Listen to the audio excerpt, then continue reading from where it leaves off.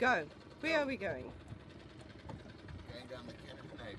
Kennet and Avon Canal. So that's, how long will it take us to get to the entrance of that? Half an hour to Caversham Lock.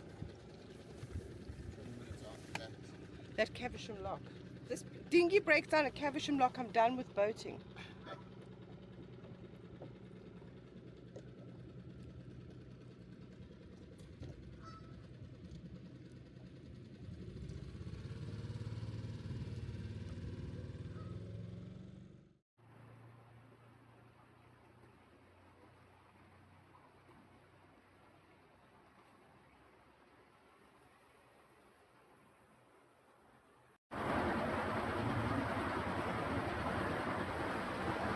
One Bailey's coffee, Patrick. One Bailey's coffee. And we have to reverse out a lock.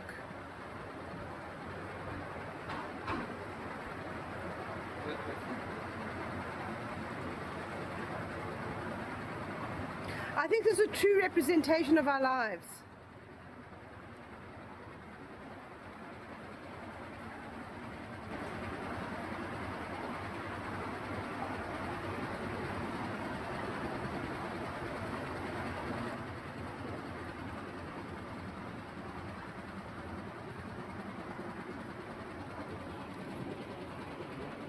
Thank you. Thank you. No idea what We you thought think. we'd do it differently today. Go out backwards.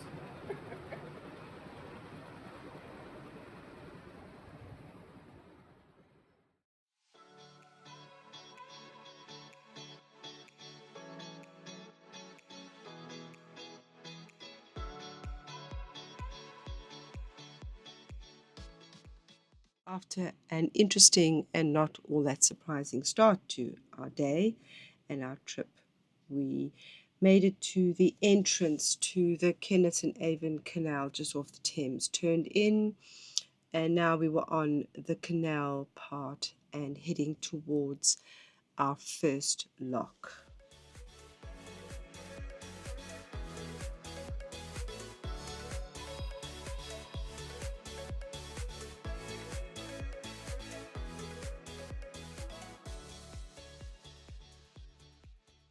Kennet Avon Canal is about 87 miles long, stretching from southern England and linking the Thames at Reading with waterways that go west up to Bath and eventually Bristol.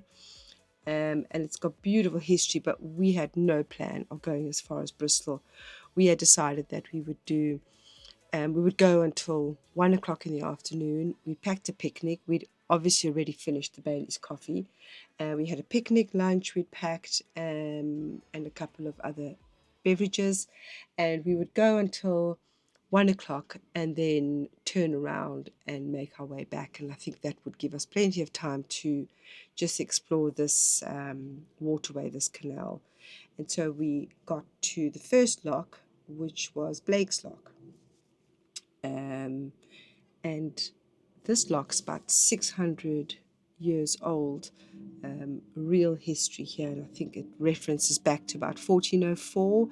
I think it was called the Brockenberg Lock back then, and it belonged to Reading Abbey, which we had been to before, and we stumbled across it again on this trip. You'll see it further on in the video.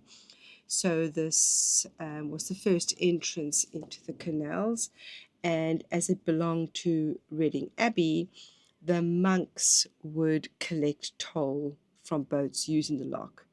And I believe the records show that if you were a local, you'd pay less, and strangers would pay more. So even in medieval Reading times, you couldn't escape boating fees. And if you weren't local, you would pay more. So how does it work?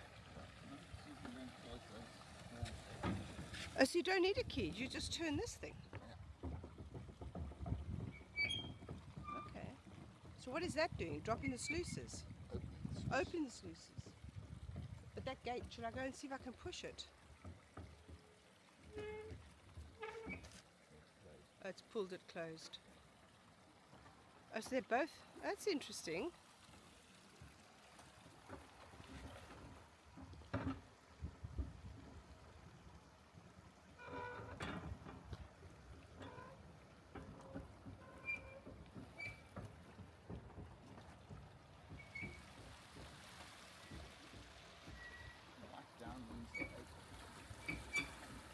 Oh, white. Oh, white means they're going down, opening. Yeah. As the red comes up.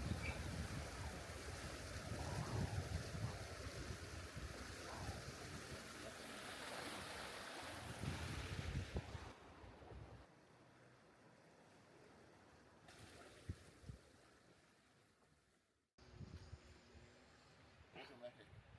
It's got to push the right dot. Should I open the other one? No. You think just one will work? Oh, it's squeezing here. So you stay here. I'll bring the boat in. Okay. Then I just pull this closed. Pull this closed. Wind that thing in. Yeah. And then I'll throw the rope up to you. And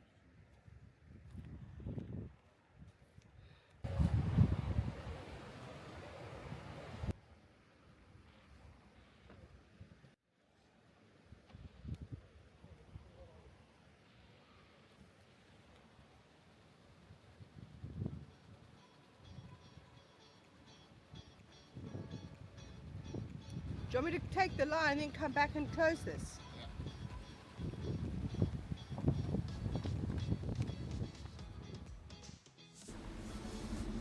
yeah. Where are you going?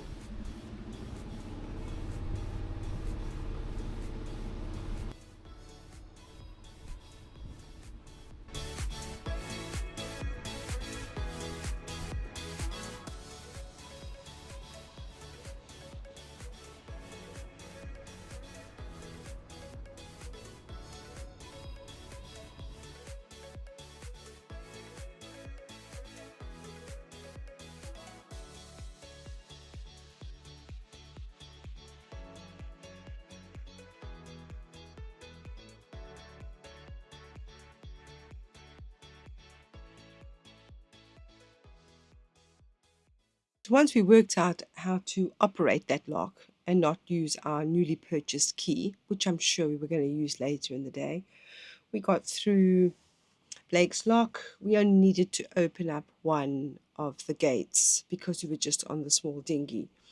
So we got through the lock and we were going to keep going straight into Reading Centre, but we realised that there was a little canal to the side, and this canal would take us around the back of Blake's Lock. And we'd been there before on a bicycle. As soon as we came round the back, we realised, oh, we've been here before. So alongside the lock, which we've been to before by bicycle, are these old industrial buildings, and they have a less romantic history than abbeys and monks charging you passage. The Reading sewage pumping station was built there in 1873 because the drainage from the town had just been deemed too unhealthy. So water turbines at Blake's machinery would pump up to 3 million gallons of sewage a day, even back then, and would send it about 2 miles away to treatment works.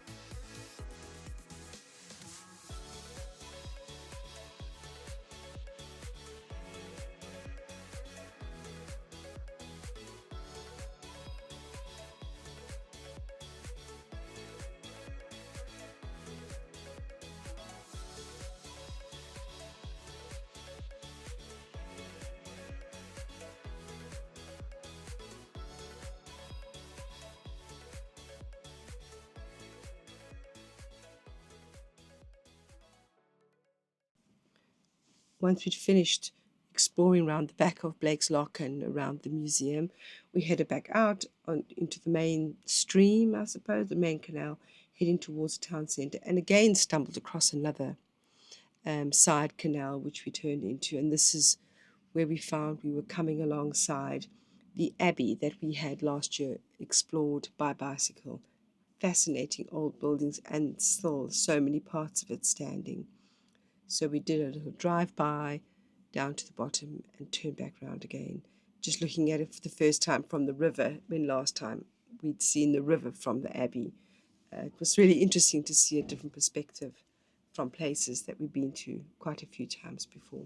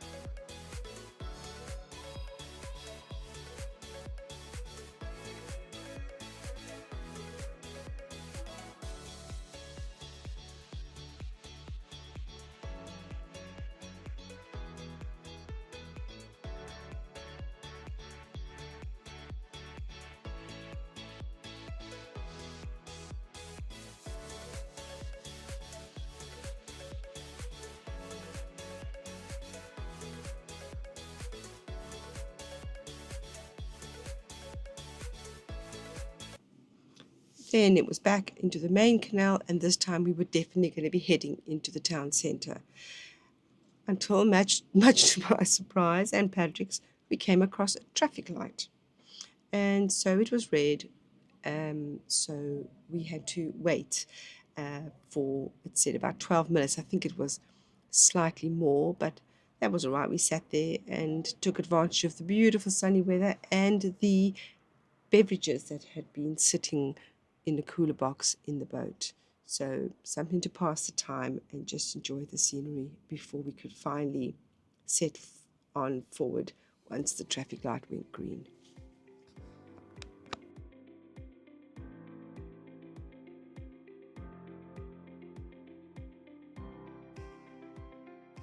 There was something quite surreal about travelling right through the centre of Reading by boat.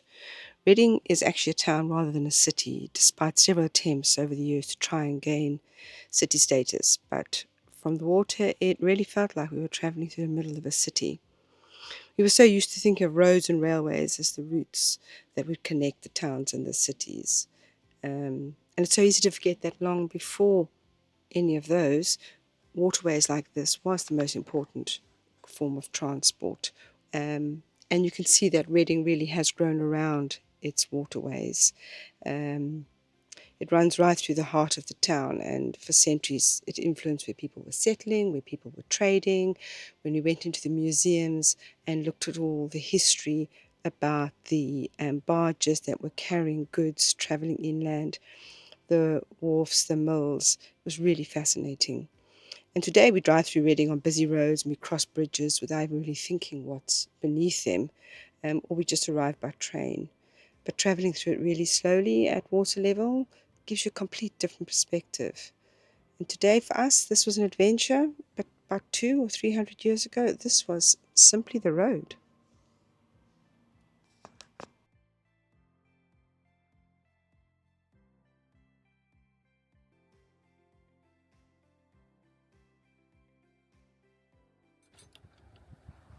It was like 3 turns and it's up. And what about the other one?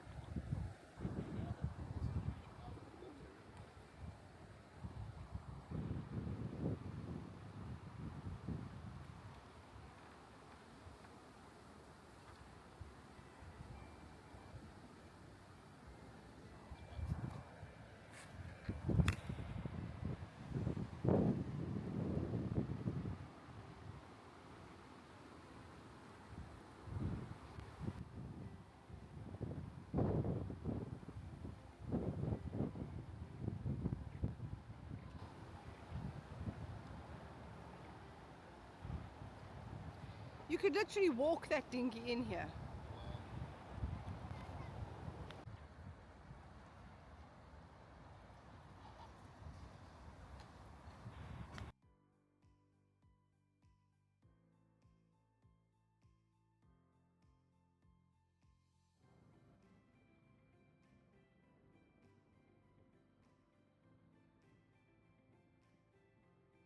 Once we got through that lock, we were officially out of Reading town centre, and we still had some hours ahead of us before our 1 o'clock turnaround.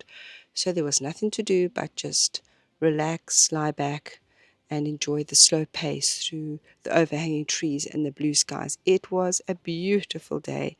We had 2 locks still to get through before 1 o'clock, and then we came across a pub that we actually knew quite well from when we travel by car. We'd driven past it a few times and we stumbled across it on the waterways, which is crazy because it takes about 10 minutes by car to get to this particular pub.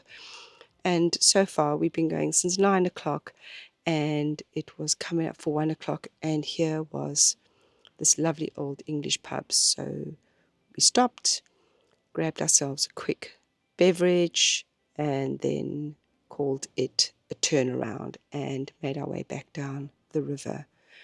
It was such a lovely day and we'd love to do it again, but there's so many more waterways to explore on a small dinghy that we can't do with the big boat. So thank you for watching and I hope you enjoyed it and come back again to see more of our adventures.